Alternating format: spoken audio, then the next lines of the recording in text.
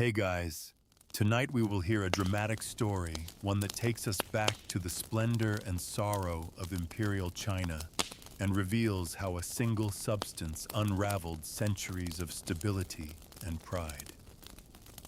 This is how opium destroyed China's greatest empire, a tragic unraveling that begins with wealth, curiosity, and dreams, and ends with corruption, humiliation, and collapse. You will never imagine that this terrible thing could happen. So before you get comfortable, take a moment to like the video and subscribe, but only if you genuinely enjoy what I do here. And let me know where you're listening from and what time it is over there. Now dim the lights, maybe turn on a fan for that soft background hum, and let's ease into tonight's journey together. You're standing at the edge of the Pearl River in the year 1793. The humid air clings to your skin thick with the scent of saltwater silk and roasted chestnuts. Beyond you, an enormous wooden ship creaks at anchor, a British East India Company vessel, its sails slack in the late summer stillness. On board is Lord George Macartney, a sharp-eyed diplomat dressed in stiff red regalia, waiting nervously for word from the Forbidden City. You're not here by accident. You're a young translator fluent in Mandarin and English assigned to guide the Macartney embassy through the labyrinth of Qing court protocol. You were trained in Guangzhou, but this is your first time venturing so deep into the heart of the empire. Your hands tremble slightly as you carry a scroll bearing the imperial seal, an invitation to Beijing. The emperor will receive you. That is no small thing. The journey north is long.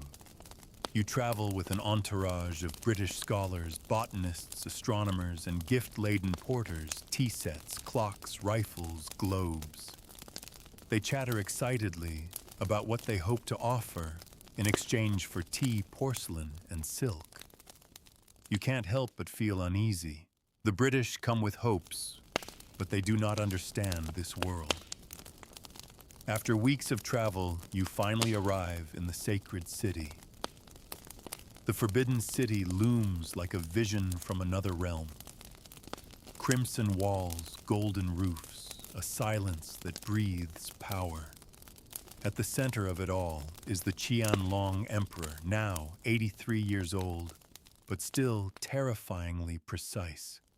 You are ushered into a throne room carved from jade and lacquer. Lord Macartney stiffly bows.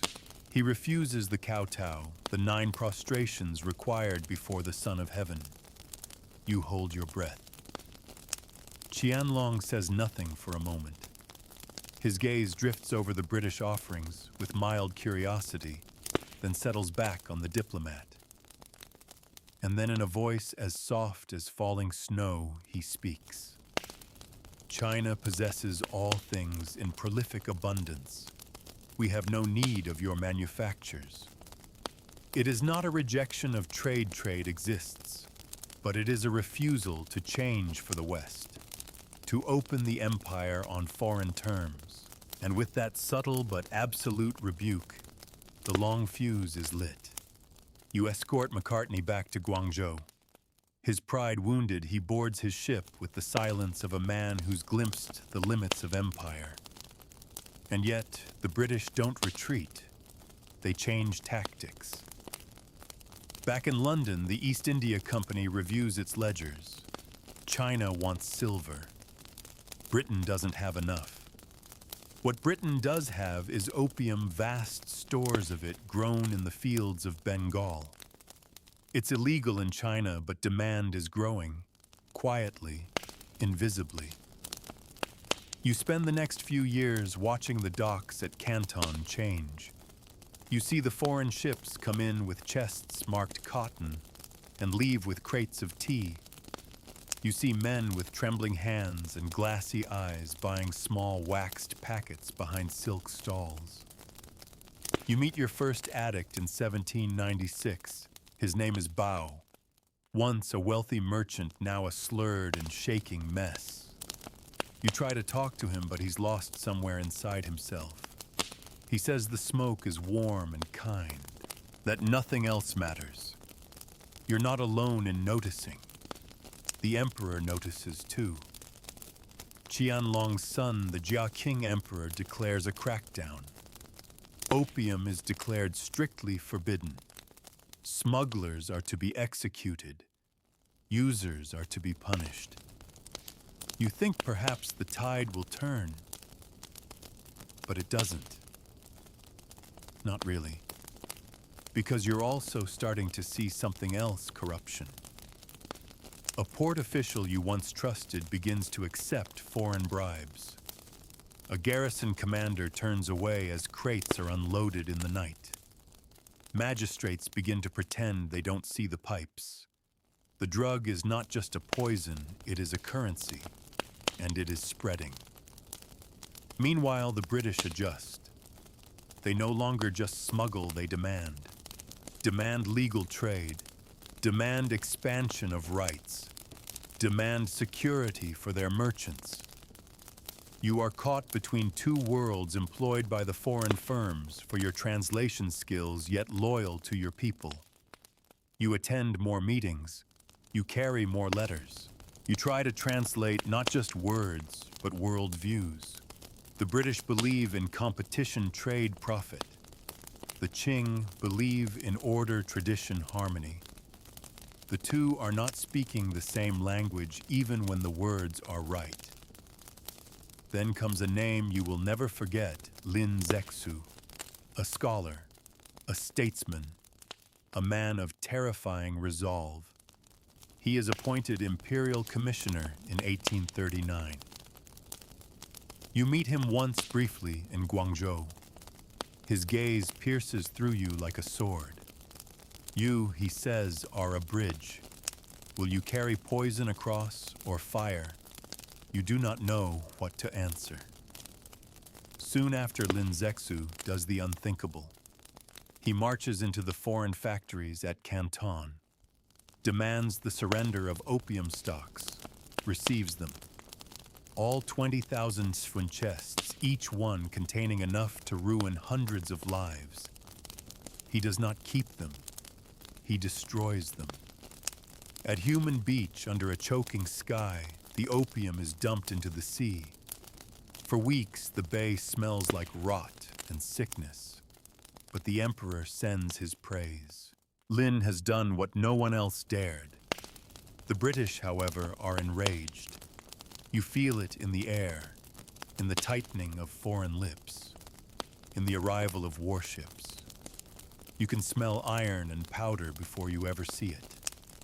And soon you will learn that empires don't fall with one great bang, but with a long, slow unraveling. One puff of smoke at a time. The British ships don't leave. They hover off the coast like shadows, hulking frigates with dark sails and iron cannons waiting. You watch them through a borrowed spyglass from the rooftops of Canton, and your breath catches when you see the Royal Navy ensign snapping in the wind. You've never seen anything like them before, modern monsters bristling with power.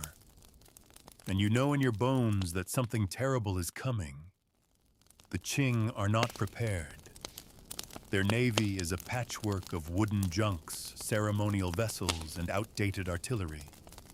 The emperor's court in Beijing still speaks of war in terms of righteousness, not logistics. But these foreign ships, they don't care about virtue. They are here for trade, for revenge, and for empire. It begins not with a roar, but with a message. In July 1839, the British envoy issues a formal demand compensation for the destroyed opium legal trade rights and full diplomatic recognition. Lin Zexu refuses, and so the guns begin to speak. You are there when the first shots are fired near the Pearl River. A Chinese fort returns fire, but the cannonballs bounce harmlessly off the iron hull of a British gunboat. Within minutes, the entire shoreline is in flames. The soldiers stationed there flee. Smoke curls into the sky like a dragon awakening. And you're not a soldier. You're a translator, a go-between, a voice trying to mediate between two worlds, tearing each other apart. But now your job is no longer peaceful. You're ordered to accompany the court officials as they flee inland. Lin Zexu remains calm and unshaken, but he is increasingly isolated. You try to send messages to him, suggestions, warnings, hopes, but the roads are cut off. The foreign troops are advancing up the coast, capturing port after port with chilling precision. In Beijing, the Daoguang emperor is furious. He blames Lin Zexu, not the opium merchants, not the smugglers, not the British greed, but the man who had dared to challenge it all head-on. Lin is recalled in disgrace. His final letter to the emperor, which you managed to read in a private archive, simply says, "Heaven's warning lies in the smoke. But we chose blindness, and with that you know the court is truly lost." Now a new man steps forward to negotiate. Qishan, a seasoned statesman, but soft-spoken, cautious. He agrees to talk with the British at Chuanbi near Hong Kong. You're summoned to act as a translator again. You sit between two tables in a hastily constructed tent. On one side, British officers in polished buttons, smug and calculating. On the other, Chinese officials with trembling hands and sunken eyes. They do not speak to each other, they speak through you. You relay demands, ceasefire, compensation, cession of territory. You watch Qishan's face grow pale as the British demand Hong Kong, an island no one had ever cared much about. A rocky outcrop with little water and fewer people. And yet it becomes a symbol, a foothold. You translate the words with care, your voice steady. The treaty is drafted, the convention of Chuanbi. When you walk away from that table, you feel like you've just opened a crack in the Great Wall. That crack will soon widen. The emperor is enraged by Qishan's concessions. He disavows the treaty, orders resistance. But the momentum has shifted. You are pulled from Canton and sent north again, this time shadowing the foreign armies as they move from victory to victory. You witness the fall of Amoy Ningbo and Zhoushan. Cities burn, civilians scatter. There is no organized defense. The Qing bureaucracy collapses under pressure. Governors flee, orders are delayed, and the emperor sends conflicting commands. By the summer of 1842, the British have reached the Yangtze River and seized Nanjing, a jewel of Chinese culture, now under foreign control. And so comes the Treaty of Nanjing. You are there once more in a tent pen in hand, translating word by word as the foreign demands are etched into parchment. The cession of Hong Kong to Britain. The opening of 5 treaty ports to foreign trade. The abolition of the Kohong monopoly. A payment of 21 million silver dollars in indemnity. Most favored nation treatment for Britain henceforth. As the ink dries, you feel a weight settle over your heart. This is not peace. This is surrender. The war is over. The opium remains. In fact, it grows. With the treaty ports now open, opium flows freely through Shanghai, Ningbo, and Fuzhou. What was once smuggled is now traded openly, and with it comes a flood of foreign merchants, missionaries, and consuls. Streets change. Signs appear in English. Foreign enclaves bloom inside ancient cities. You walk through Shanghai one morning and barely recognize it. A Chinese city carved open like a melon, one side rotting under addiction, the other gleaming with foreign wealth. You see children born to Chinese mothers and foreign fathers. Mixed faces, mixed loyalties. You find Bao again, the addict you once met in Canton. He's here now, gaunt and toothless, living in a broken pagoda on the outskirts of the foreign settlement. He calls you by name, but his eyes don't focus. He mumbles poetry in a language only he understands. And still, the officials do nothing. The emperor retreats deeper into his palaces, issuing edicts no one follows. The bureaucracy grows more corrupt. Silver bleeds out of the country. Taxes rise.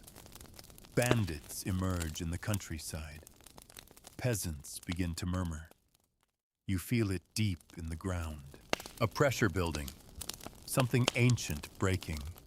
One evening you sit with a foreign merchant, an Irishman named Thomas Keane, who made his fortune in opium. He pours tea into a porcelain cup, stares at you with weary amusement, and says, "It's funny, isn't it? This whole country could have said no, but it didn't. And now we're inside it, inside its veins." You stare at the tea. You say nothing. Because the truth is, you've translated this entire war, but no one ever truly listened. They only heard what they wanted to. And now the opium doesn't need to be smuggled. It walks through the front gates. The empire is still standing for now. But you know it's hollowed, like a porcelain vase painted with dragons but cracked deep underneath. The British have gone home for the moment, but others are watching. The Americans, the French, the Russians, they smell weakness. And as you close your eyes that night in Shanghai, with the foreign lanterns glowing along the river and the sickly sweet scent of opium drifting through the air, you realize something chilling. This was just the beginning. You wake to the sound of a gong somewhere beyond the shutters. Morning in Shanghai, but nothing feels sacred anymore. The streets outside your window are filled with hawkers selling rice rickshaw wheels creaking over stone, and the dull murmurs of men waiting in line at the opium dens. You sit up slowly on your bamboo mat, the scent of smoke already seeping in through the cracks in the wood. It's been 3 years since the Treaty of Nanjing. On paper, the Qing Empire still rules. The emperor's edicts still circulate. But you know, everyone knows that true power has shifted. You can feel it in the way Chinese soldiers step aside when British officers walk by, in the way officials bow lower to the foreign merchants than to their own governors. The old order has been bruised, and now it limps forward, pretending the wound isn't fatal. You've stayed in Shanghai to work as a liaison for the new international settlement, a strange no-man's land governed by neither the emperor nor the foreign monarchs, but by agreements, money, and trade. You spend your days translating disputes over tariffs and port fees. You watch French missionaries debate Confucian scholars. You hear the English bicker with the Americans over railway proposals and shipping lanes. But beneath the bureaucracy, something darker simmers. The opium has changed everything. It used to be rare, something whispered about. Now it's common, sold on every corner, smoked in elegant houses and in filthy alleyways alike. The dens are everywhere, velvet-curtained rooms with low wooden bunks and silver pipes. You've seen magistrates vanish inside for hours. You've seen beggars crawl out with bleeding noses. And the addicts, they're not just the poor anymore. They're merchants, tailors, mothers, scholars, even soldiers. One afternoon, you're summoned to a military barracks. An English officer, drunk and loud, demands you translate for him as he chews out a Chinese captain whose men were caught loitering at an opium den instead of patrolling. You watch the captain's face flush red with shame. He offers no defense. Later, when the officer has gone, the captain takes you aside. His name is Shu Liang, broad-shouldered, stern, but his voice is quiet. "We are not weak," he says. "We are just poisoned." You nod, and something unspoken passes between you. You will meet Shu Liang again, but first comes more fire. In 1850, rumors spread of a new rebellion rising in the south. At first, you dismiss it, peasants grumbling about taxes, maybe. Banditry. Nothing new. But then you hear the name. Hong Xiuquan. You remember reading about him years ago. A failed scholar born in Guangdong who once tried and failed the imperial exams 4 times. But something had changed in him. After a feverish illness, he claimed he'd received visions that told him he was the younger brother of Jesus Christ.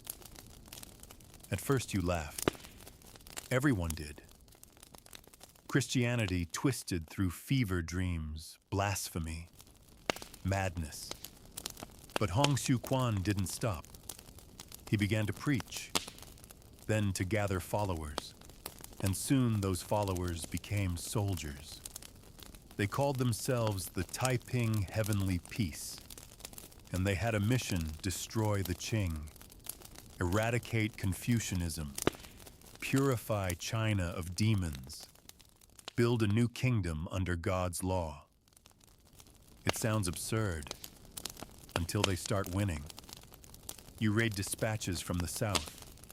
Entire towns falling to the Taiping, magistrates executed, land seized, slaves freed, women serving in the army.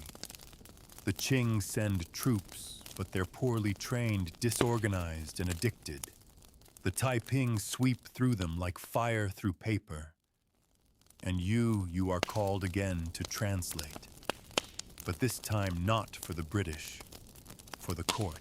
The emperor, finally sensing the scale of the threat, has ordered envoys to appeal to foreign powers. They want support against the rebellion. They need help, and you are to serve as the voice. You ride to Beijing for the first time in years.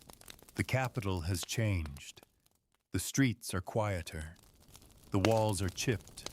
The palaces still glitter, but the faces inside them are older, wearier. You kneel before the ministers and read out the British memorandum word by word. They listen in silence.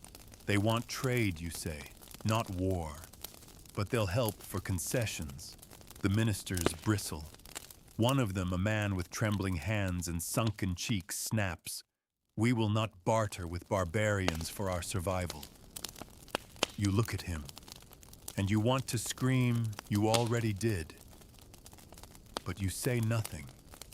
Instead, you leave the city and head south again to Nanjing, the very city that once surrendered to the British, now taken by the rebels. You travel under disguise, your identity hidden, your papers forged. You've been tasked with understanding this new power. You pass through villages flying white flags. You see children wearing Taiping robes. You hear sermons shouted from temples where incense no longer burns. The rebels are zealous, rigid, brutal, but also strange. There is order here. No gambling, no foot binding. Women given land. You're not sure whether to be impressed or frightened. In Nanjing, you are arrested by Taiping guards and brought before a man who introduces himself as Commander Li. He has eyes like burning coal. He questions you hard and fast. You pretend to be a merchant. He doesn't believe you, but he doesn't execute you either. Instead, he takes you to a high tower, and from there, you look out over the city. The golden roofs of the old Ming Palace are covered with white banners. Crosses have replaced dragons. The people move in silence. there is no laughter. This says Commander Lee is the beginning of the new world. You shiver, because in that moment you realize China is no longer just broken. It's dividing. The old empire still breathes in Beijing.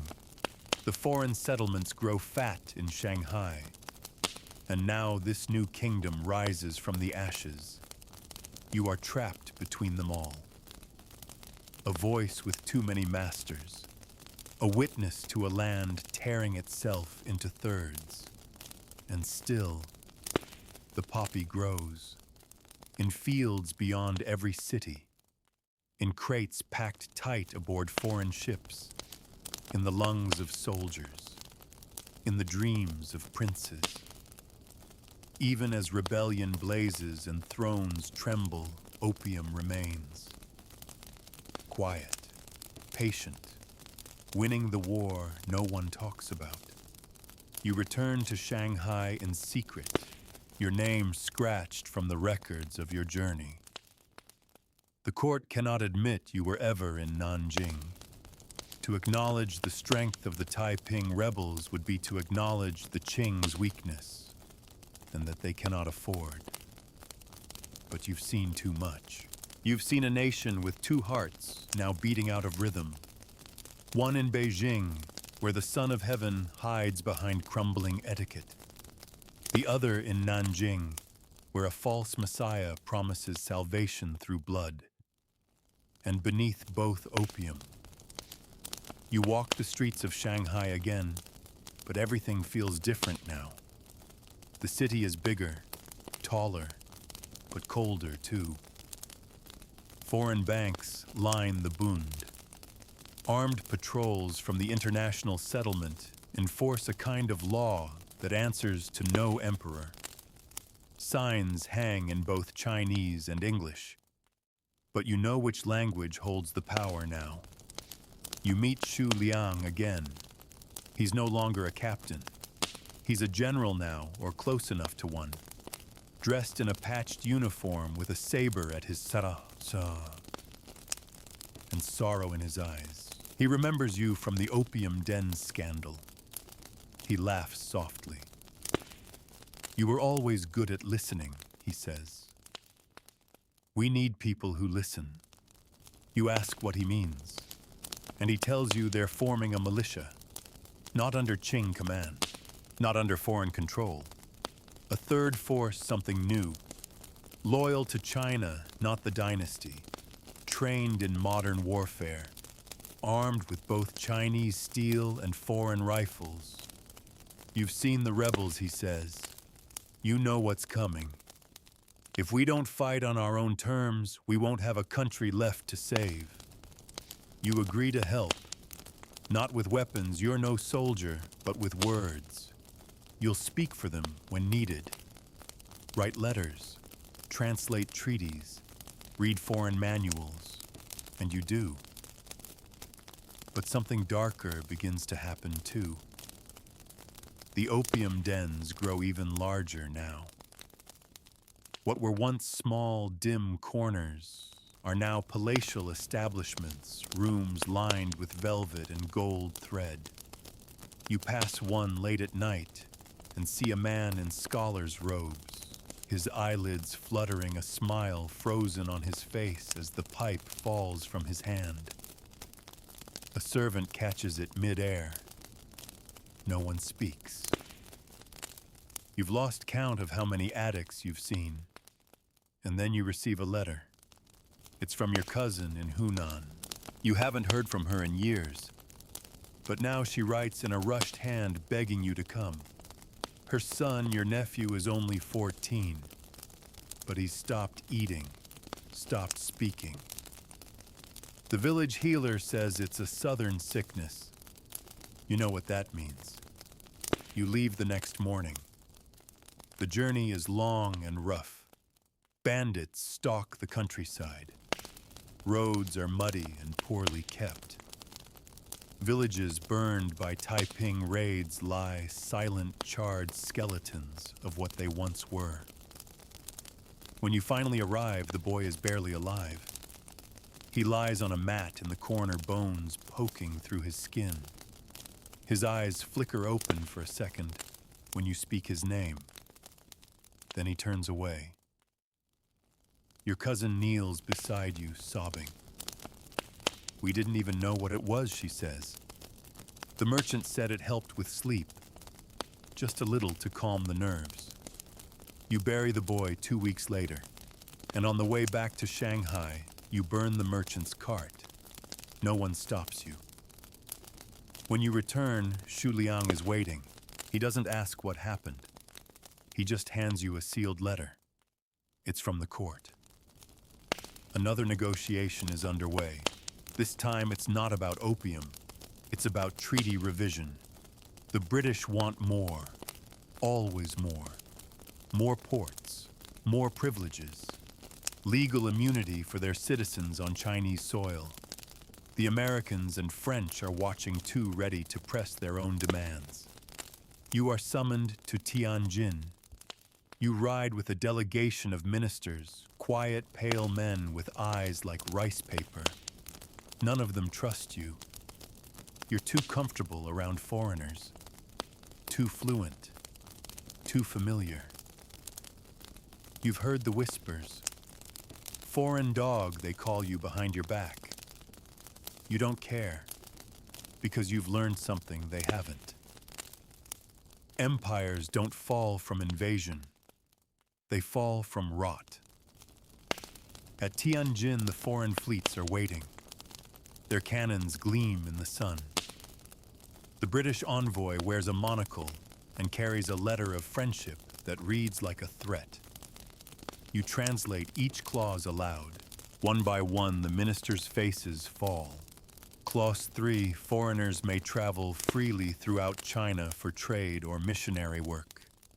Clause 6, all imports including opium subject to uniform tariffs, no bans, no blockades. Clause 9, Westerners accused of crimes shall be tried in consular courts, not Chinese ones. Each clause a chisel, each sentence a crack. You look to the ministers. None object. Not because they agree, but because they can't afford to disagree. You sign your name at the bottom of the translation, and then you return to Shanghai once more. But something is different now. Something is boiling under the surface. Because even though the emperor has accepted the treaties, his people have not. Riots begin to break out in the southern provinces. Not the Taiping ordinary villagers, farmers, shopkeepers. They scream about demons, about poison, about silver lost and honor shattered. They tear down foreign signs, burn warehouses, beat merchants in the street. You witness one such riot with your own eyes. A missionary's house is set ablaze in broad daylight. His wife escapes. He does not. The crowd is screaming, but it's not just rage you hear. It's grief. Because these people aren't just angry about foreign rule. They're mourning something, something already lost. And through it all, the poppies still bloom in the fields outside the city, in the hills near the river. The farmers grow them now by choice. Rice is taxed too high. Silk takes too long. Opium pays in silver, and silver is what keeps you alive. Even as the empire gasps for air, its people sow the seeds of their own undoing, one petal at a time. The rains come early that year. You stand at the edge of the Huangpu River, watching sheets of water pound the rooftops of Shanghai. Thunder rolls low across the sky like a distant drum. On the docks, workers hurry to cover crates, tea-silk porcelain, and tucked among them always opium, hidden in plain sight. You're older now. Lines crease the corners of your eyes. You've watched your empire bend and buckle, and still you stay. A translator, a listener, a silent observer as history carves its name into every street. Xu Liang finds you again. His face is sharper now, hollowed by war and politics. He's commanding a hybrid militia, half Qing, half private, armed with British muskets and trained by a handful of disillusioned French officers. He tells you the Taiping rebels have captured yet another province. Entire cities now sing hymns in strange accents. The rebels are inching north. I need you, he says. We're organizing a campaign, not with orders from the emperor, but from the merchants, from the gentry, from the people. You raise an eyebrow. The gentry, you ask. They're financing war now, Xu Liang shrugs. Everyone's desperate. And opium, it's the blood tax. He doesn't say it aloud, but you both know the truth. The same money flooding into the dens, ruining lives, is now bankrolling mercenaries and cannons. You agree to follow him to Suzhou, where the front is shifting. It's not the first time you've gone near war, but this feels different. Not state against state, not rebellion against throne, but a fractured land eating itself from the inside out. Along the road, you see strange sights, towns flying the Qing flag over one gate and the Taiping banner over the other. Fields burned on one side and blooming on the next. Refugees moving like rivers, some headed north to escape the rebels, others south to flee the emperor's tax collectors. You meet a woman named Mei on the outskirts of Wuxi. She's a widow traveling with her daughter barefoot and sunburned. She trades you dried fish for directions to a safe village. She doesn't cry. She just says it doesn't matter who rules anymore. We have no emperor. We only have storms. That night you dream of Bao, the opium addict you once knew. In the dream, he's standing in the middle of a red field, flowers blooming all around him, reaching for your hand. When you wake, the sky is gray and May is already gone. In Suzhou, the city is a husk. The Taiping rebels had held it for months. Then Qing loyalists retook it, funded by foreign arms and driven by fury. Now the streets are broken, the canals run black, and bodies still lie in some of the alleyways. You help Xu Liang establish headquarters in a gutted temple. The altar is scorched. The statues have no faces. And still the merchants come. They come with silver and ledgers. They come with demands. Protect the trade routes. Guard the silk warehouses. Don't waste bullets on peasants, only on rebels. You translate for Xu Liang during these meetings. He listens politely, nods, promises defense. But afterward, he drinks alone in silence. One night you sit beside him and ask, what happens when we win? He stares into the dark. We won't. You don't press him, because deep down you agree. The next day, you're summoned to assist a British envoy traveling through the region. He wants to inspect the state of things. He's a young man, pink-faced and soft-palmed, with a leather journal and too many questions. Do the Chinese understand democracy, he asks. You blink at him. Which Chinese, he frowns. The ones in charge. You take a long breath. Then you tell him about Xu Liang, about the gentry militias, about the rebels quoting scripture, about the emperor hidden in smoke, about the foreign ships that keep docking, about the children selling their futures for one more pipe. You tell him that China is not a place right now, it's a fever. He writes none of it down. Instead, he thanks you for your time and boards a steamer back to the coast. Later, Xu Liang receives word another treaty has been signed, the Treaty of Tianjin. More ports opened. Foreign missionaries granted access deep into the interior. Opium now taxed, not banned, but taxed. You translate the articles line by line. And when you're finished, Zhu Liang says they've legalized the noose. He's not wrong, because with legality comes expansion. The poppy fields double in size. Inland trade explodes. Riverboats loaded with raw opium chug up the Yangtze, guarded by mercenaries. In the countryside, warlords emerge, men with names like tigers and crows, each controlling their own slice of land, collecting their own taxes, fielding their own troops. China, the empire, the Middle Kingdom shatters into 1,000 bargaining chips. You visit May's village again months later. It's gone, burned. You find her daughter alive, hiding under a collapsed rice store. She doesn't speak at first, just stares at you, eyes wide. Eventually, she whispers, "They came from the mountains. They didn't ask who we were." You take her with you, back to Suzhou, back to the temple. Zhu Liang lets her stay. He gives her rice and a blanket. That night, she falls asleep next to the headless statue of a bodhisattva. You sit at the window watching the smoke from distant fields rise into the sky. And you wonder, what if the opium never came?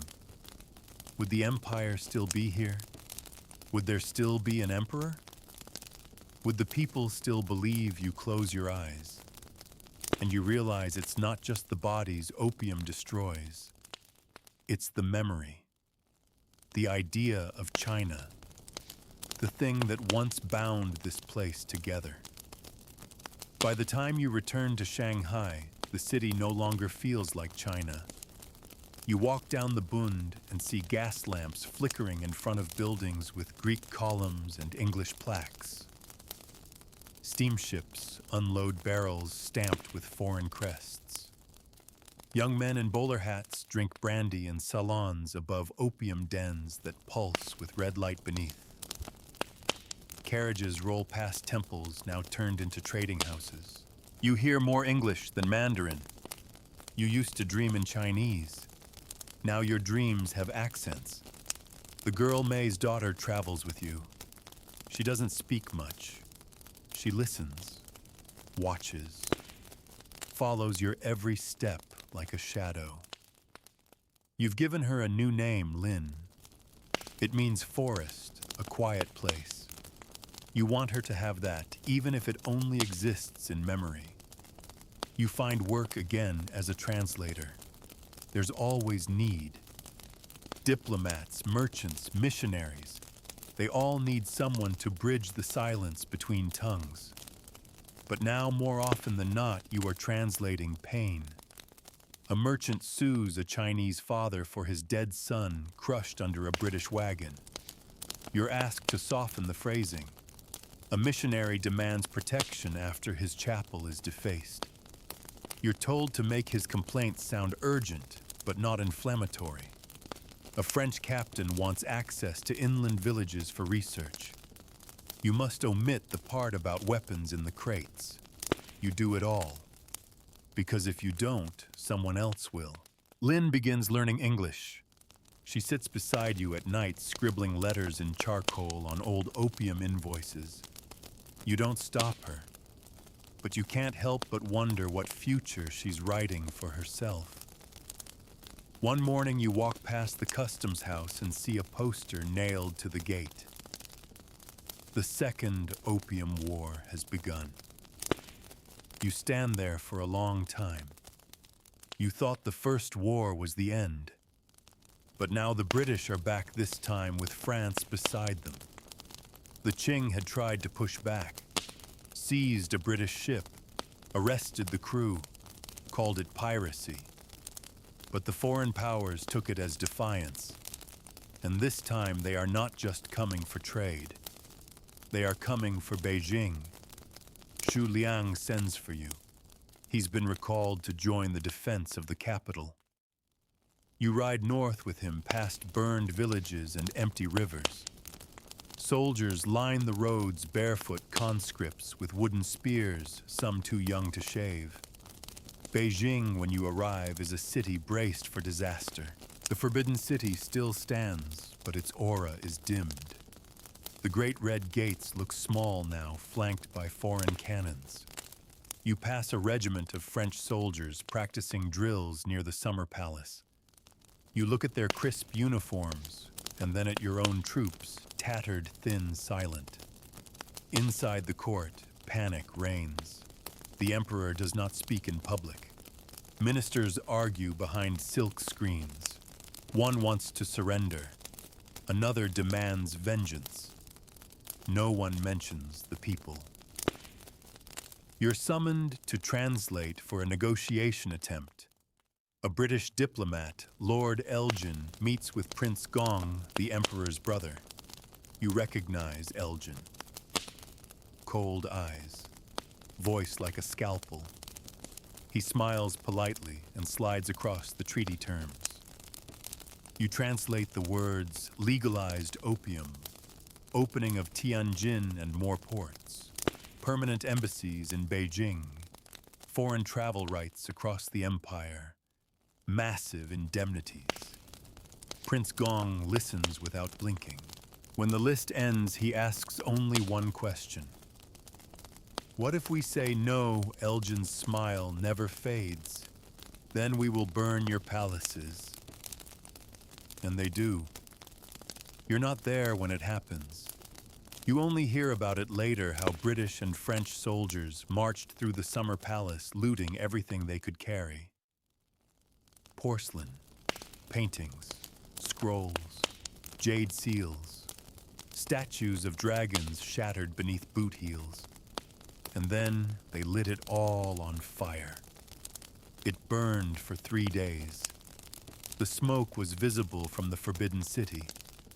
You find Xu Liang standing by a wall, ash in his hair, eyes red. They didn't just burn our art, he says. They burned our face. You don't answer, because there is nothing to say. The Treaty of Beijing is signed soon after. The Qing capitulate. All demands are granted. The war ends not with a battle, but with the flick of a brush. You return to Shanghai. Again, it's quieter now. Not calm, just exhausted. The streets are wider. The foreign quarters more decorated. Churches sprout where temples once stood. Police patrols walk in pairs, speaking languages that don't belong to this land.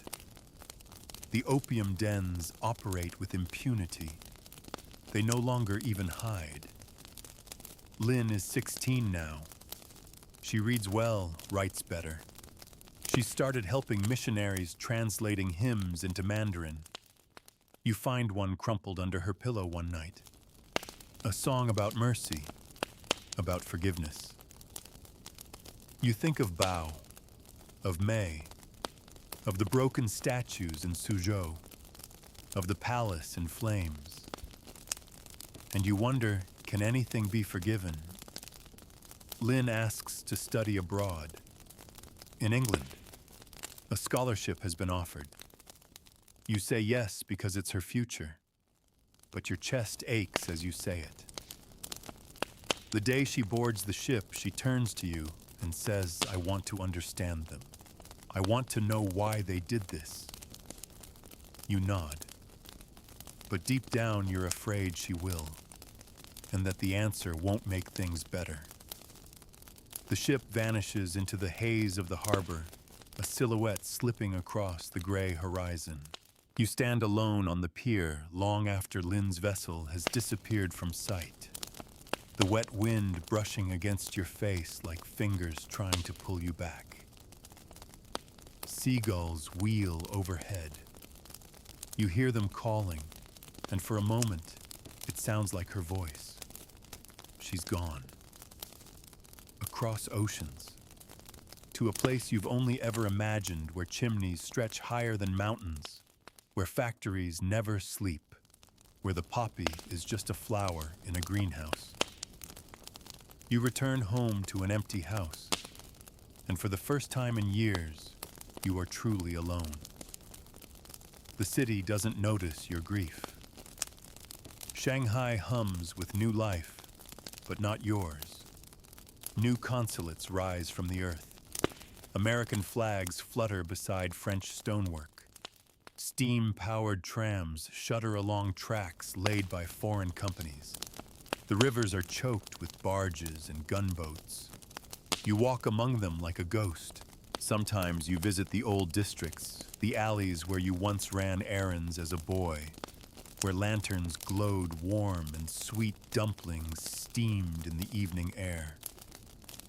Now foreign signs hang from every corner shop.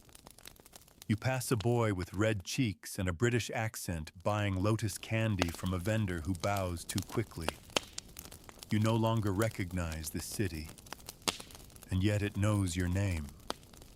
One day a note arrives at your door, folded in foreign parchment sealed with wax.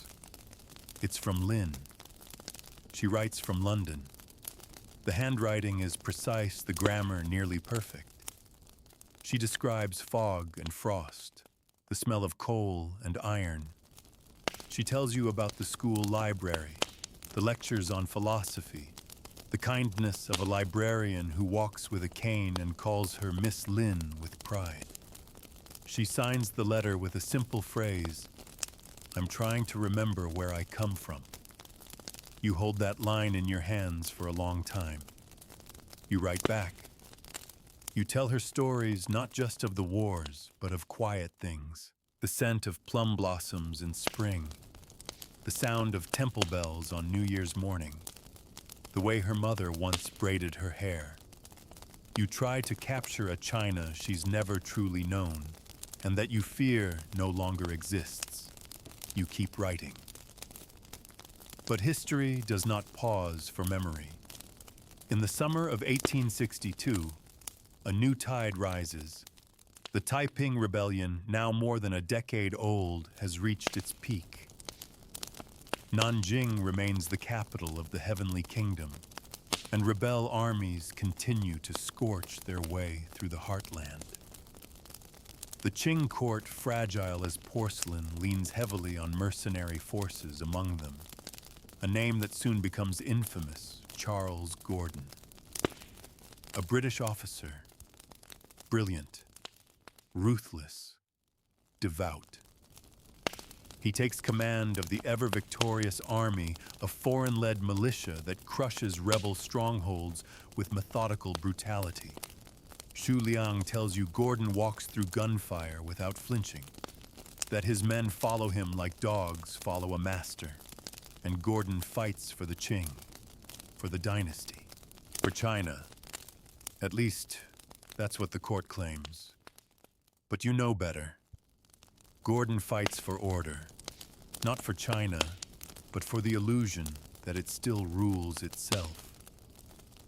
You traveled to Hangzhou on assignment, another treaty to translate, another trade dispute to resolve. There, in the shadow of burning fields, you see Gordon's army at work. You witness a siege from the hills. Smoke plumes rise over the city walls. Cannon blasts echo for hours. When the gates fall, you hear no cheers, only screams. That night, you see Xu Liang again. He looks older than you've ever seen him, his face lined with guilt. His hands tremble when he speaks. "They don't need us anymore," he says. "They have foreign guns, foreign men. We're just spectators now, to our own death." He's not wrong. In Beijing, foreign advisors hold court. Ministers tiptoe around European envoys. Silver flows outward faster than ever before. The emperor, now a child, rules in name only, with Empress Dowager Cixi pulling the strings behind a golden curtain. You've never met her, but you hear stories that she reads every dispatch, that she never sleeps, that she keeps a hidden map where each loss is marked with a black inkstone. And still the court dances on, spinning in circles of incense and etiquette while the country bleeds. In the countryside, things are worse. Peasants rot in fields that no longer yield rice. Opium has replaced staple crops. You see children begging for roots while nearby caravans carry crates of raw poppy resin. Bandit kings rule over valleys, declaring themselves protectors of the people while extracting everything they can. One day you find a village where every man is missing a finger. The elders tell you it's punishment from a local warlord for trying to keep their opium harvest. No soldiers come to help. No court officials. Only merchants. Only buyers. You return to Shanghai with a fever in your gut. It doesn't leave for weeks. During your recovery, Lin sends another letter. This time there's a photograph tucked inside black and white, blurry at the edges. She stands outside a red brick building wearing a coat too large for her shoulders. Her smile is small but real. She writes, "They ask me about China here. I tell them it's like remembering a dream I never had." You sit with that letter in your hands for hours because you feel the same. And still the poppy grows. Outside the city, along the rivers, in the pockets of soldiers and school teachers. It grows where faith has died, where memory fails, where no emperor rules and no child dreams of palaces. You wonder, did the British ever understand what they did? Or did they just count their profits? You stare out your window and see the city lights glowing through the smog. Somewhere in the haze, a child coughs, a bell tolls, and the empire slips one step further into silence. You find yourself dreaming of the sea again, of that first British ship docked outside Canton, sails heavy with foreign wind hull stuffed with crates labeled textiles but filled with poison. You remember how small it seemed then, how distant the danger felt. Just trade, just commerce, just business. But the tide never receded. Now, it's everywhere. It's in the rice bowls of children, in the coins that pay the generals, in the ink of every new treaty, in the breath of the old men slumped outside tea houses with glassy eyes and blackened gums, and in the silence of the emperor's court, which pretends none of it is happening. Shanghai has changed again. The French have carved out a concession. The Americans expand their compound. Japanese envoys stroll confidently through the markets studying. There's talk of a new railway, talk of steam power, talk of reform. Always talk. But underneath it, the city trembles. You meet with Xu Liang once more, though he's no longer in uniform. He walks with a limp now. Retired, they say. Pushed out, really. Too loyal to the idea of China. Not loyal enough to the dynastic games behind the curtain. He brings you to a tea house, one of the last, where Mandarin is still spoken loudly and proudly. You sit in the back watching young men scribble notes into journals, arguing over foreign ideas, republic constitution, democracy, as if they are weapons waiting to be unsheathed. These boys, Xu Liang mutters, they think they'll save us with French words and German pamphlets. They don't see the roots are rotting. You ask him what he sees. He says, the bones of a house too proud to rebuild itself. And then he tells you about a new rumor from the north. A rebellion not like the Taiping. Smaller, more secretive. Organized by scholars. They're calling themselves the Tongmenghui. They talk of revolution, not reform. Not saving the emperor. Ending him. You don't know what to say. Because part of you understands. Even the brightest palace cannot survive if the walls are full of smoke. You walk the city again that evening, trying to see it through Lynn's eyes if she were standing beside you now. You imagine her asking about each building, each flag, each plaque with golden letters etched into foreign stone. You'd point to the banks and say, "That's where our silver goes." You'd point to the harbor and say, "That's where the poppies land."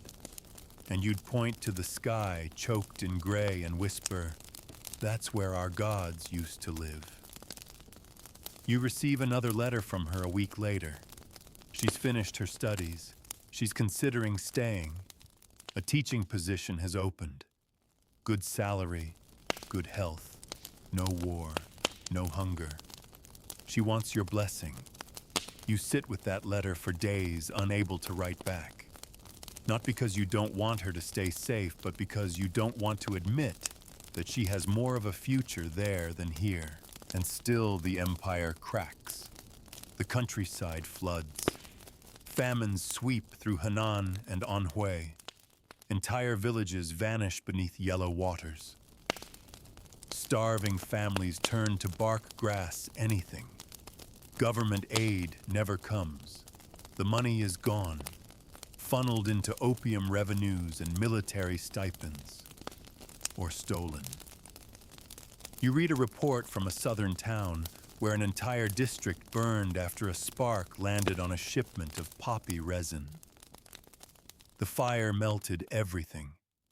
No soldiers arrived. No officials wrote the names of the dead. You read another about an official in Sichuan who tried to ban the poppy. He was found drowned in a well-mouth stuffed with dried petals. And still new temples are erected. But not for the gods. For money. For foreign trade. You hear that Hong Kong is booming. That foreign students from China now outnumber priests in British chapels. That missionaries are buying land along the Yangtze. That in the imperial court officials openly receive opium tributes as gifts wrapped in silk, perfumed. Even Cixi, the Empress Dowager, is rumored to have her own private den. A quiet corner behind a curtain of pearls where she lets the smoke lull her between decrees. You want to believe it's a lie. But too many lies have come true. One morning you're asked to translate a speech for a visiting British philanthropist. He's built a hospital on the outskirts of Shanghai, wants to say a few words to the city's elders. You read his address in perfect Mandarin. You translate his praise for progress, for trade, for the fruitful partnership between empires. But when it's done, he shakes your hand and says quietly, "It's amazing, really. Your people seem to survive anything." You nod.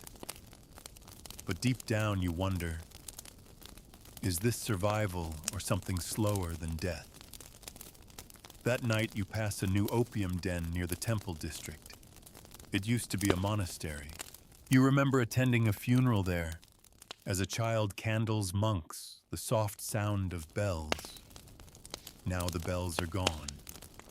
And inside rows of bunks. Smoke seeps from every crack in the doors. You press your hand against the wall. It's warm. Breathing. Like a living thing. You leave without going inside. But you carry that warmth home with you.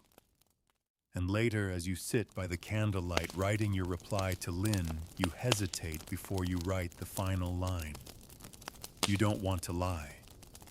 So you simply say, "Stay, please." Then you blow out the candle, and the city sinks again into smoke. The days move differently now. You wake with the sun, but sleep doesn't leave your eyes. The streets of Shanghai are louder, filled with more machines, more wheels and engines and smoke. Flags you don't recognize flap above consulates you didn't know were built. And the people walk faster, heads down, as if trying to outrun something they can't name. even the wind feels foreign. You attend fewer meetings now. The foreign envoys have younger translators, men who studied abroad, men with polished boots and clipped tones. You don't mind. You were never in this for power.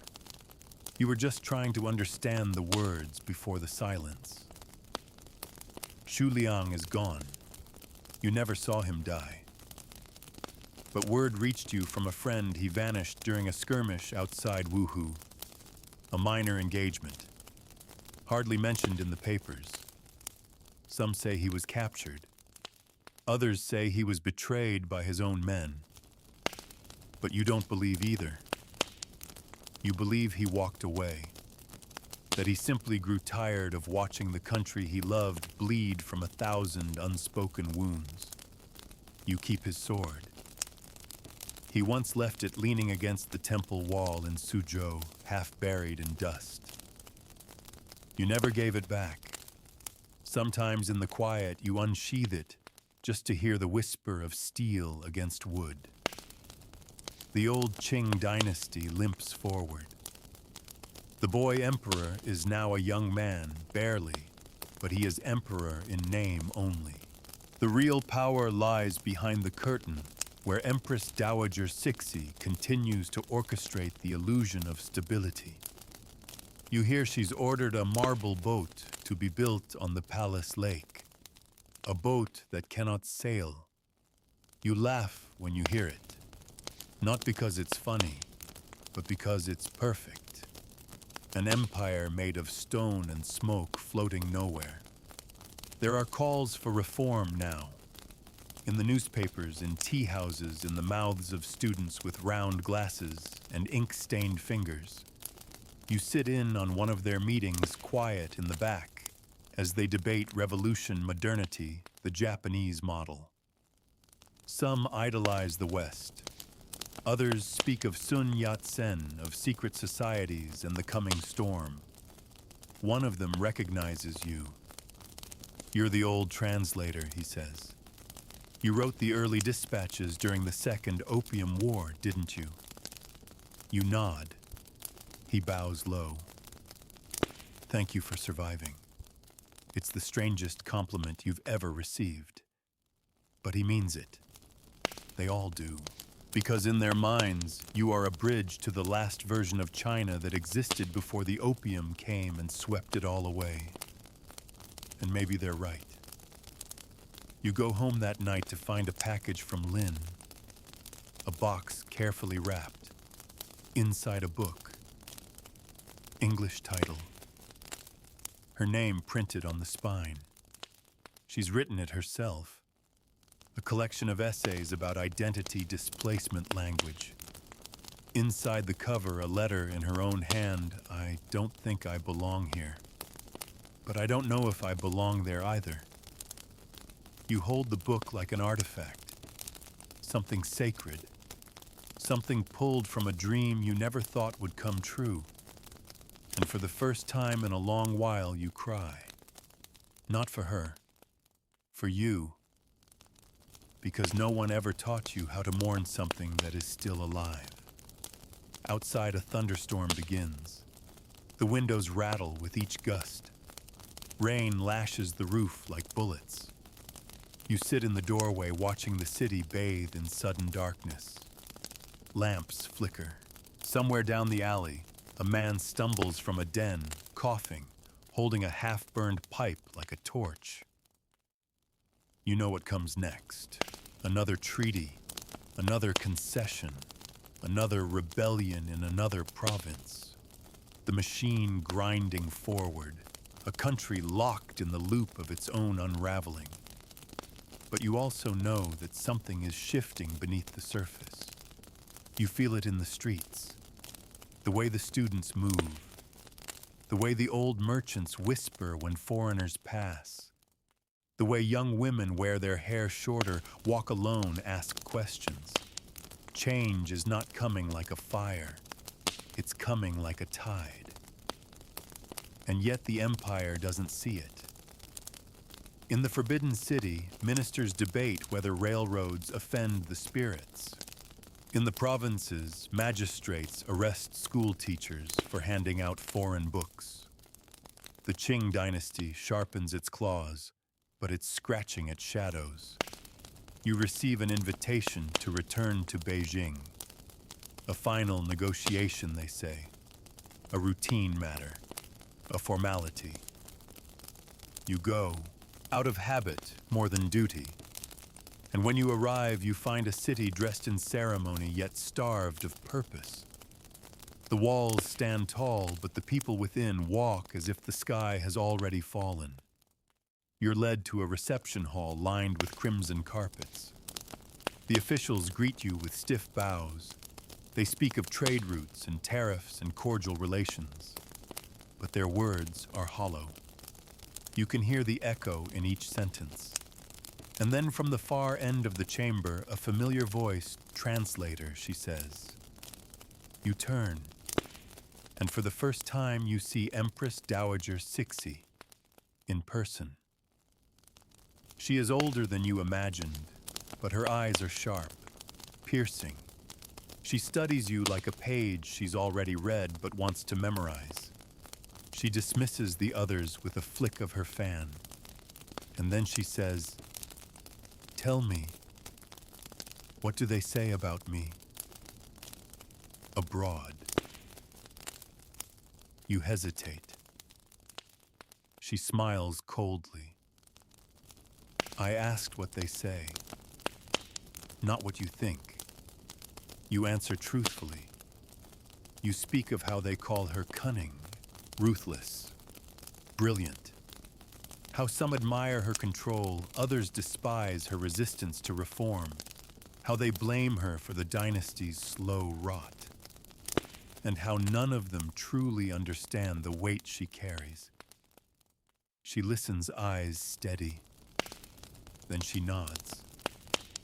I am not here to be understood, she says. I am here to endure. She dismisses you with that.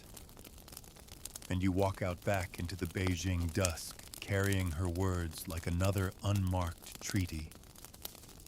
Endure. It is not the same as hope, and it is not enough.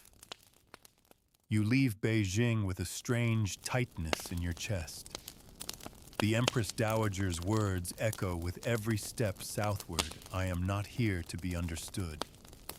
I am here to endure. And perhaps that's the curse of every empire. That long after it has lost its power, it still believes in endurance as purpose. Not transformation, not redemption, just survival. But you've seen where survival without change leads. It leads to smoke-stained ceilings, to silver drained from the earth, to poppies rising from blood-soaked soil. It leads to names forgotten before they're engraved. Back in Shanghai, the air is thick with heat and politics.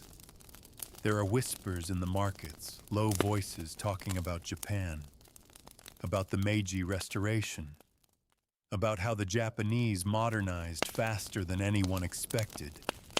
And now they're watching China with a different kind of hunger. You're invited to a private gathering in the home of a Chinese industrialist. The room is filled with reformers, students, merchants, military men. They talk in fast, overlapping sentences, railroads, ironworks, steel foundries, Western academies. You sit silently at the edge of the room until a voice calls out to you. You've lived through it all, haven't you? A young man, barely 20 sharp features, narrow eyes, a voice that doesn't tremble. You saw the wars, the treaties, the palaces burn. You nod slowly. He tilts his head. Did it break you? You answer honestly. No. But it bent me. They all laugh, not unkindly, but like people who know the sound of something cracking under pressure. The young man says his name is Liang Jun. He's organizing a network of students to travel abroad, study in Tokyo, in Paris, in Boston. He wants to rebuild China with foreign knowledge but Chinese soul. He asks you to join him, to help with language, with records, with memory. You hesitate, and then you agree. Because even though your bones are tired, your voice still holds weight. For the next 2 years, you work quietly behind the scenes, translating manifestos, writing letters, smuggling books beneath bolts of silk. You teach the young how to read treaties, how to see betrayal in the clauses, how to listen for threats disguised as trade. You do not tell them how much hope frightens you, but you see it in their eyes. Hope not for restoration, but for rebirth. It feels dangerous and necessary. Then, in 1894, the storm arrives. Japan declares war, the first Sino-Japanese war, and everything you feared becomes real. You watch reports flow in how Japanese troops disciplined and modernized tear through Chinese defenses, how the Beiyang fleet, once the pride of China's new navy, is sunk in days, how Port Arthur falls, how Korea slips from the Qing's grip. You stand in the Shanghai telegraph office reading a message relayed from the front.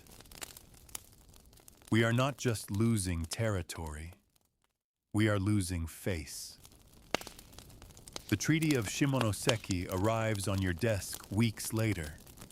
You read it slowly. China must cede Taiwan. China must recognize Korea as independent.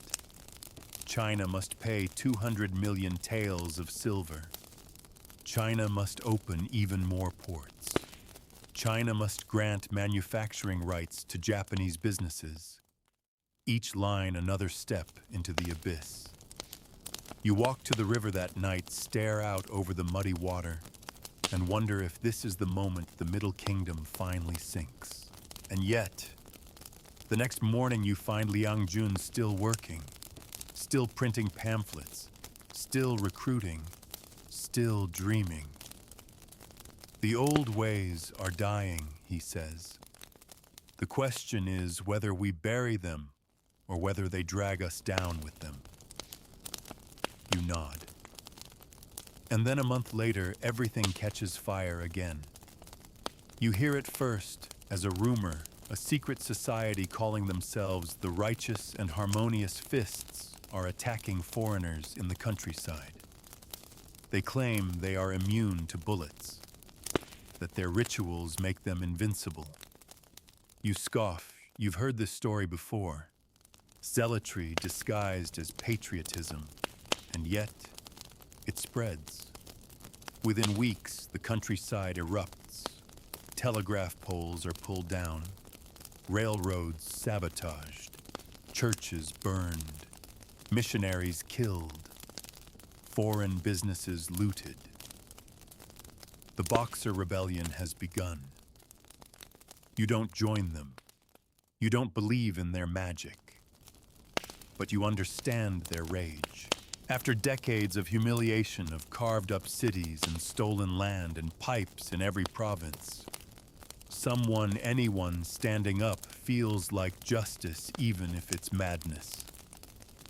The Qing court hesitates. Then, astonishingly, they support the Boxers. Cixi declares war on the foreign powers. You are stunned. Even now, the dynasty chooses fire over change. You don't wait for the flames to reach you. You gather your papers. You seal the letters from Lin. You take Xu Liang's old sword, wrap it in cloth, and hide it under the floorboards. You move quietly, calmly. You know how this ends. The 8-nation alliance arrives. Japan, Britain, Russia, France, Germany, America, Italy, Austria-Hungary. They march through China like a butcher through an orchard. Beijing falls, again, looting, again, executions, again. You see the fire in the sky from 3 provinces away. It looks exactly like the one you saw over the summer palace years ago. Only this time it burns longer. The dynasty doesn't die that day, but it never recovers. And you go quiet. You stop attending meetings. You stop writing reports. You stop translating. Because the empire is no longer falling. It has fallen. It just hasn't admitted it yet. You spend your days walking the old roads outside Shanghai. Roads you once rode with Lin on your back. Roads you once marched with Xu Liang. Roads that led to towns that no longer exist. You trace your fingers along the stones, and you wait. Because something else is coming, and it has no flag yet. You're an old man now. You feel it in your hands, the way they shake when you pour your tea. In your knees when you climb the steps to your home. In your voice when no one is left to listen. But you are still here. Still breathing. Still watching. Still translating this long, slow death into memory. The Qing court limps along like a ghost still haunting its palace. The Empress Dowager is dead now, gone in the chill of autumn, buried beneath robes so heavy they pressed her body flat. Some say she whispered curses with her last breath.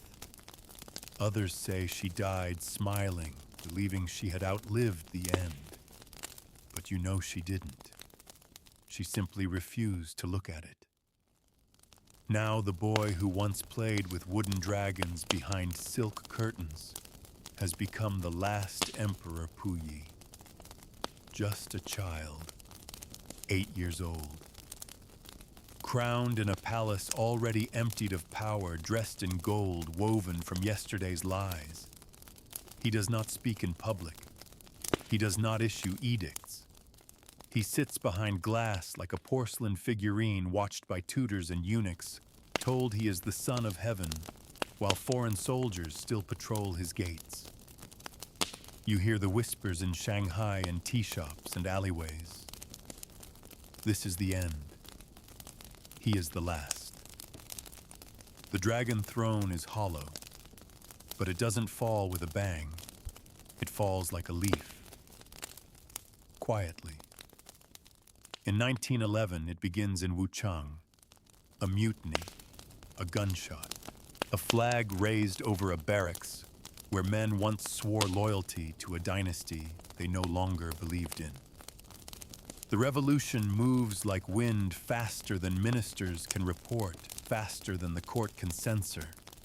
Provinces fall like dominoes. Governors declare independence from the throne. The streets fill with people shouting words you once only saw in books: republic, constitution, nation. You attend a meeting in Shanghai where no one wears a queue, where no one bows, where people argue not about which emperor to serve, but whether there should be one at all. You sit in the back, silent, heart pounding. You never thought you'd live to see this moment. The opium dens are still open. The foreign concessions still stand. But something is shifting, not in law, not in treaties, but in belief. A belief that the old world cannot return, that the dynasty cannot be reformed, that the poppy cannot rule forever. And then one day it happens. The abdication, a single sheet of paper signed in a chamber beneath a painted dragon. Puyi surrenders the throne. The Qing dynasty ends. You read the news on a broadsheet handed to you by a child running through the market, waving it like a flag. You read the headline in silence. Then again. Then a third time. You do not cheer. You just sit and feel the weight of centuries finally lift. Later that week, you find a letter waiting at your door. The handwriting is familiar. Lynn. She has returned. You meet her at the harbor, your hands trembling, not from age, but from anticipation. She steps off the boat, dressed in a modern coat, hair tied simply behind her head. No jewelry, no silk.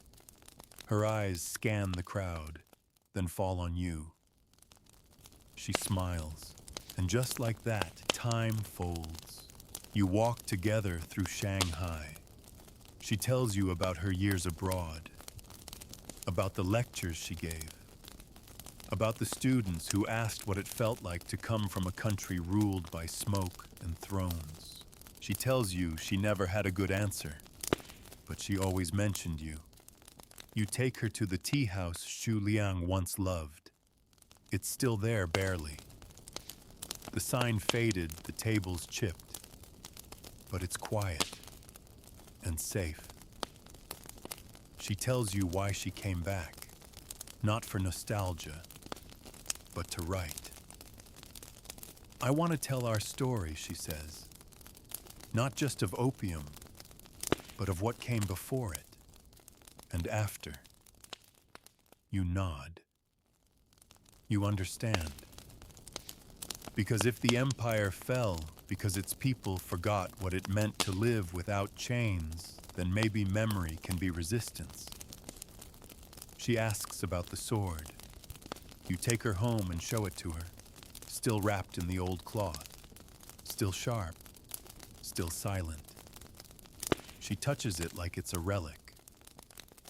Was it ever used? She asks. You shake your head. No. But it remembered what it could do. She says she wants to interview you for the book. You say yes and begin speaking. The words come slowly at first, but then they pour out. All the memories you carried like bricks in your chest, all the names, the betrayals, the ashes, the losses that never made it into records. You speak until the candle burns low, until the silence between you is no longer hollow, but full. Lynn begins her book a month later. You help her find a title, The Century of Smoke. She dedicates it to you. The day it's published, people stop you on the street. Some recognize your name. Others just want to say thank you. One man says he never understood what opium did to China until he read her words, until he read your memories. You bow your head, unsure what to say. You return home that evening and place the book beside the sword. And for the first time in your long life, you feel something almost like peace. The empire is gone, but the memory remains. And now someone is listening. Autumn comes gently that year. You sit in the courtyard beneath a sky so blue it seems foreign. The wind carries the scent of roasted chestnuts and falling leaves. Somewhere beyond the wall, children shout and laugh, street games, paper kites, the kind of joy you forgot cities could still hold. Lynn visits every afternoon now. She brings her notes, her drafts, her questions. Her voice is confident, but when she reads aloud, it still trembles when she speaks about the war, about the smoke, about the quiet ruins where temples once stood. You listen carefully, correcting only when necessary, but mostly you let her tell it. Because it's not your story anymore. It's hers. And in some strange way, hers is bigger than yours ever was. She tells you about the readers, young men in Nanjing weeping over chapters about the summer palace, women in rural towns writing letters to ask if their fathers might be mentioned, men who vanished during the opium crackdowns or who died nameless in poppy fields, teachers assigning the book in classrooms, foreigners writing to ask, Was it really that bad? You don't answer that one.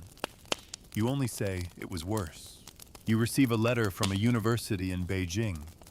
They want you to speak. A ceremony. A recognition of your work. They call you a survivor of the empire. You laugh when you read it aloud to Lin. I'm not a survivor, you say. I'm just someone who didn't forget. Still, you agree to go. Beijing again. You thought you'd never return. But when the train arrives, you see it's no longer the same city. The walls are still there mostly. But the spirit has shifted. Students fill the avenues. Newspapers flutter from hand to hand. The emperor's old portrait has been replaced with street art and slogans. Republic flags hang from balconies. You are greeted with bows and handshakes. Scholars thank you. Students whisper your name. One woman places a flower in your palm and says, "You were the voice we never had." And that night, under the lanterns of the university hall, you give your last translation. Not of a treaty, but of time. You tell the story as simply as you can how a flower became a blade, how smoke broke an empire, how words failed and then saved. You do not cry, but many others do. When you return to Shanghai, Lin is waiting with tea. You sit beside her in the same courtyard. Leaves swirl around your feet.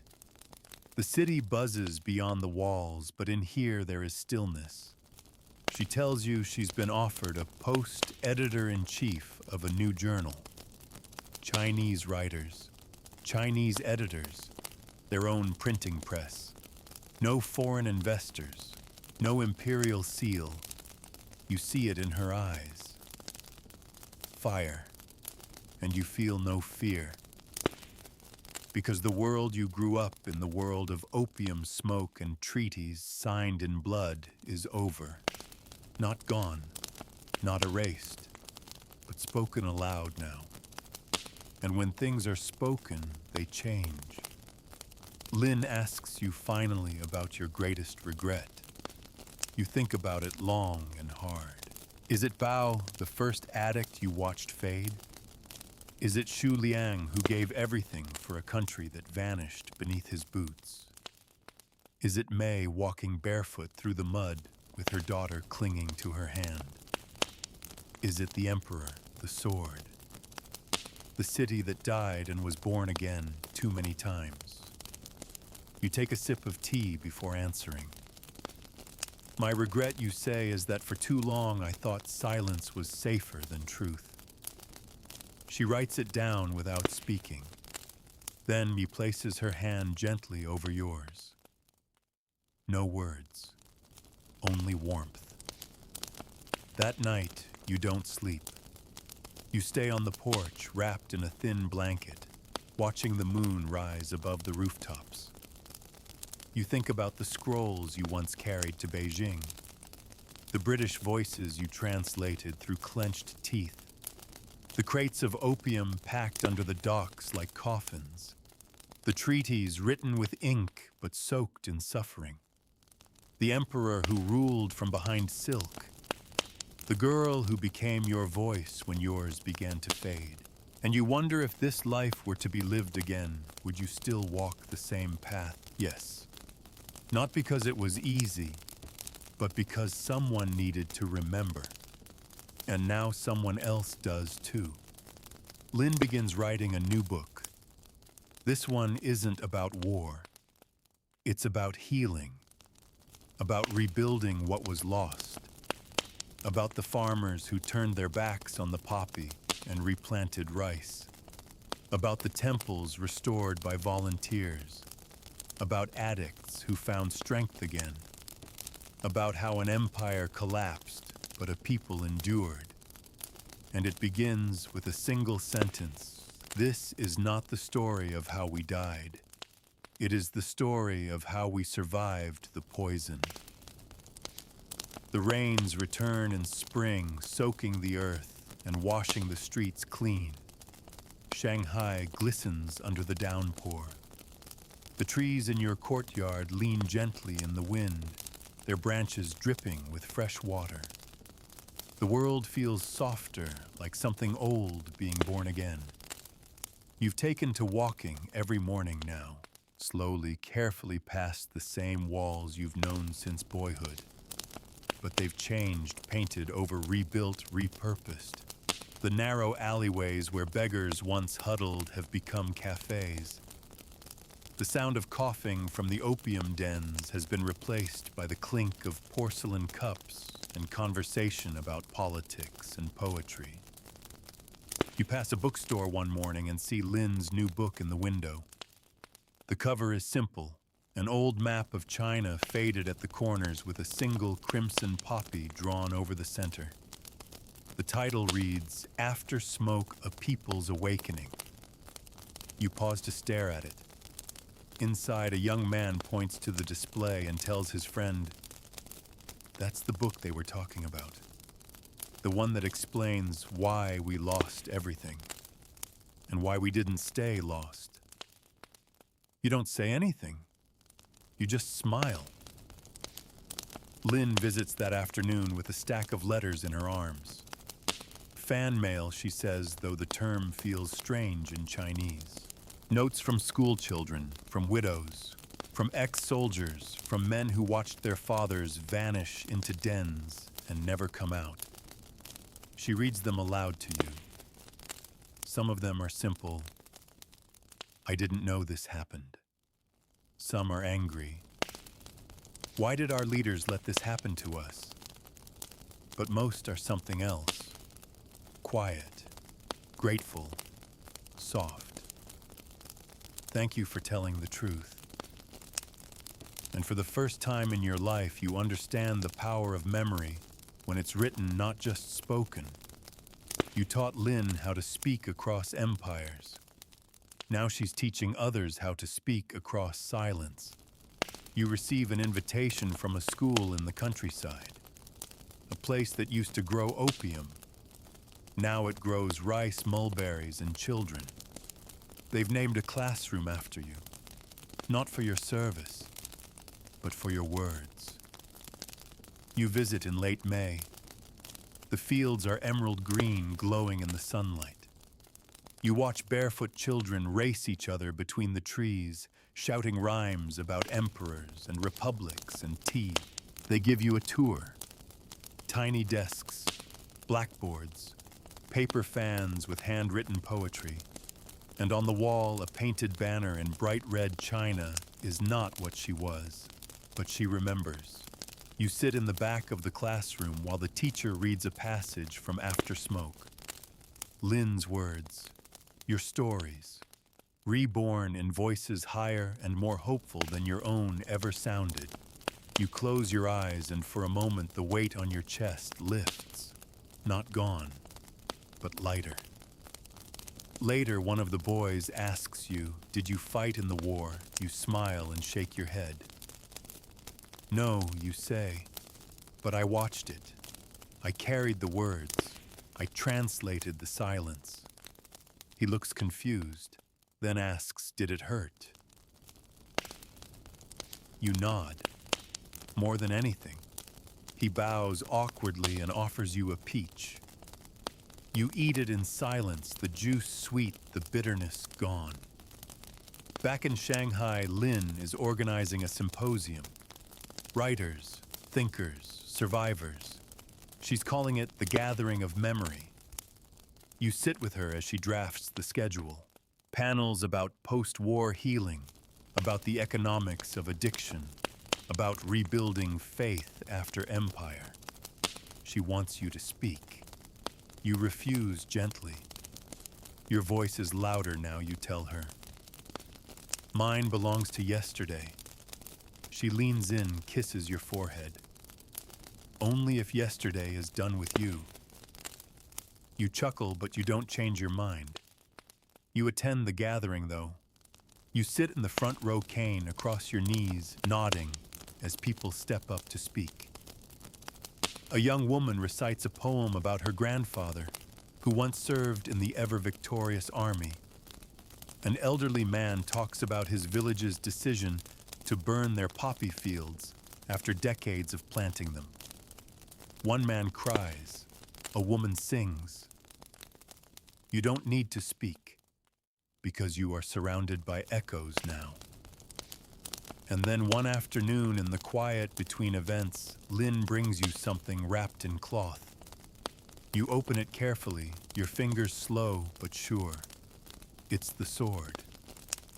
Shu Liang's blade. Cleaned, polished, restored. The cloth around it is embroidered with 3 words in ink-black thread. Memory is strength. You press the hilt gently. And for the first time since the war, you feel the weight of it without the sorrow. She wants to donate it to a museum. You agree. But only if there's a plaque that tells the full story. Not just the rebellion, not just the blood, but the addiction, the betrayal, the slow unraveling of an empire that thought itself immortal, undone not by invaders, but by smoke, greed, and forgetting. She nods, and the next day the sword is placed in a glass case beneath warm lights. Visitors walk by and pause. Some read, some whisper, some just stare. And in that silence, the empire speaks again. Not to reclaim power, but to say we were here. We suffered, and we learned. Time moves differently now. Not slower, just softer. You wake before the sun, drink tea in silence, listen to the sparrows nesting in the eaves. The city is awake, but you are no longer a part of its rhythm. You move through it like a memory still clinging to its edges. Familiar, but fading. The street outside your home is no longer lined with carriages or sedan chairs, but bicycles. Dozens of them. Bells ringing, tires humming. Students ride in clusters, laughing as they carry books under their arms. Lynn tells you some of them are reading her essays between classes, that her words, your stories, are helping them understand the city they live in. They call it the awakening generation, and you believe them. Lynn visits each morning now. She brings warm mantou and news from the outside world.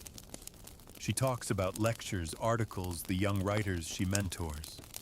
Sometimes she brings rough drafts, places them in your hands, and asks if you still have the patience to read. You always do. One afternoon, she comes carrying something heavier. Not a book, not a manuscript, a box. Inside is a reel of film. She's made a documentary, interviews, archival photographs, footage of old railway stations, rebuilt villages, children reciting poems about opium's shadow. She calls it the century that bled. And she wants to show it in the old theater where you once saw a performance of the Peony Pavilion before the wars began. You hesitate. I don't like looking backward too long, you tell her. She places a hand over yours. It's not about looking back, she says. It's about not closing your eyes. So you go. The theater is dim, the walls cracked with age, but the seats are full. You sit in the farthest row, Lynn beside you, her hand gripping yours like a promise. The film begins. You hear your own voice, faint from a recording she made months ago.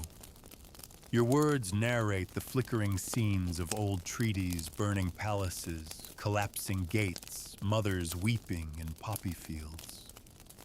You don't cry. You feel something deeper than that. You feel witnessed.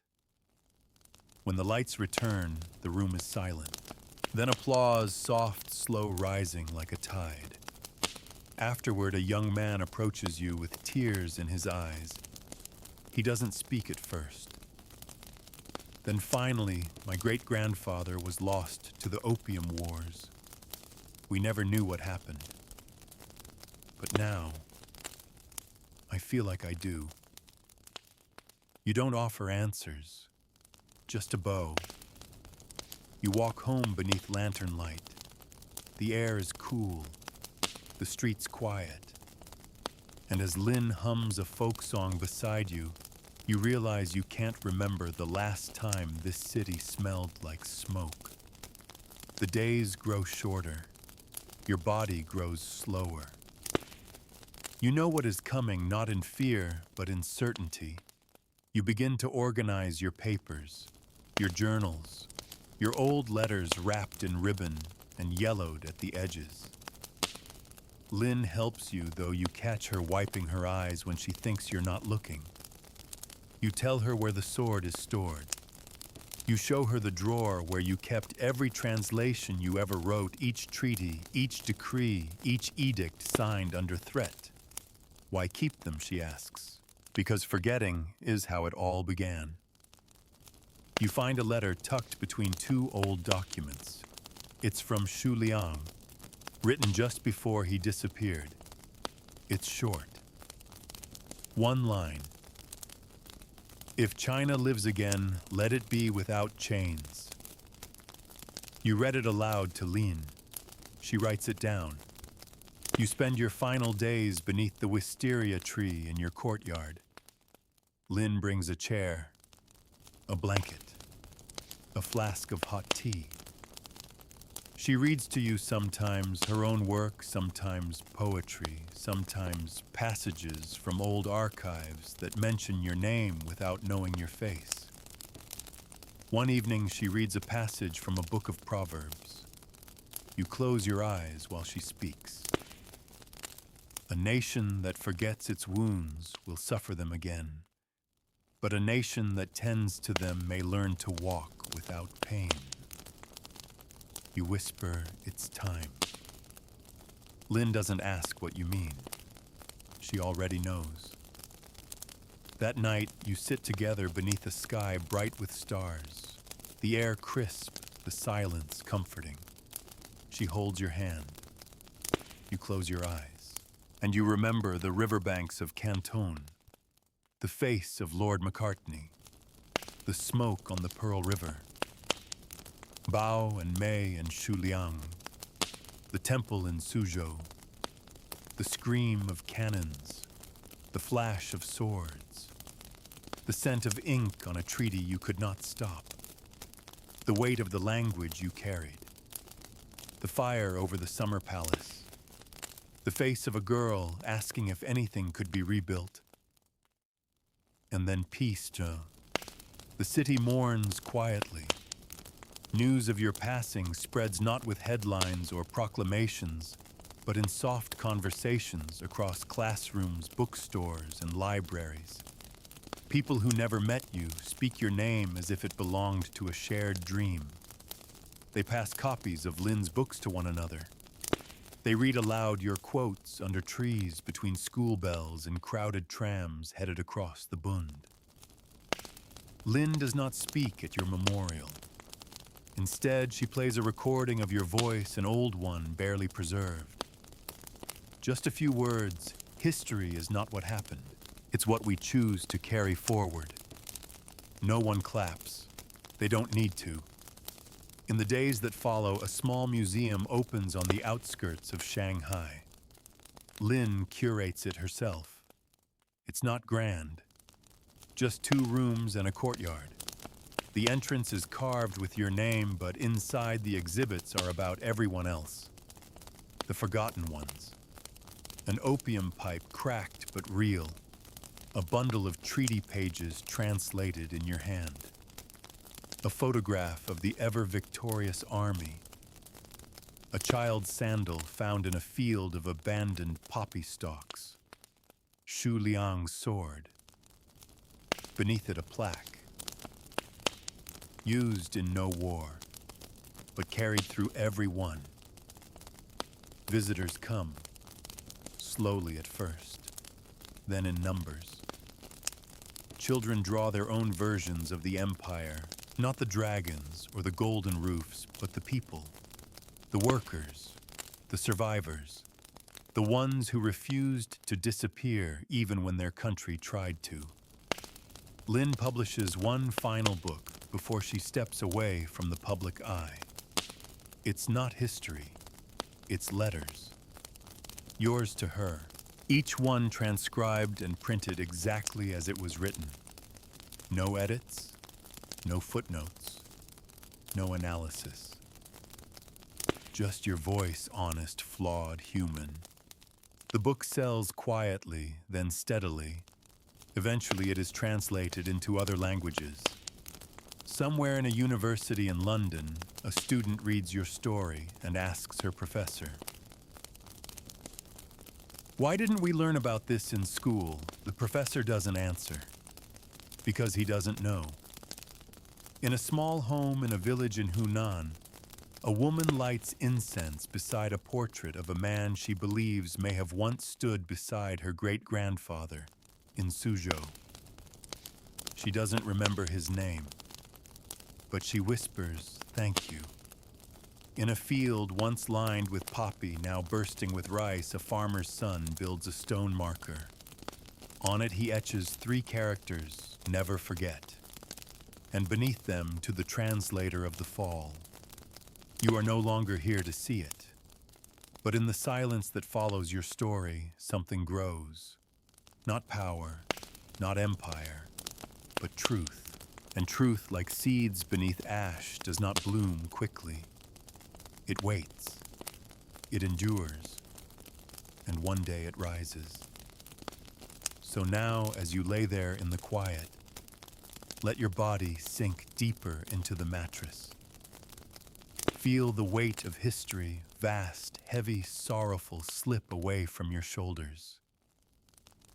You've walked through centuries tonight. You've stood at the edge of empire, watched smoke rise from palaces and treaties fall like rain. You've been the witness, the translator, the bridge between 2 worlds that never truly understood each other. But that part is over. There are no more ships in the harbor tonight. No more cannon fire in the distance. No more edicts to be read aloud. Just the rustling of wind outside your window. The distant hum of night settling into itself. The quiet reassurance that this story, terrible and true, has been carried by you. And now let it rest. Breathe slowly, in and out. Let the faces drift from your mind. Let the noise of the city fall into silence. Let your pulse soften. You've seen how fragile power is.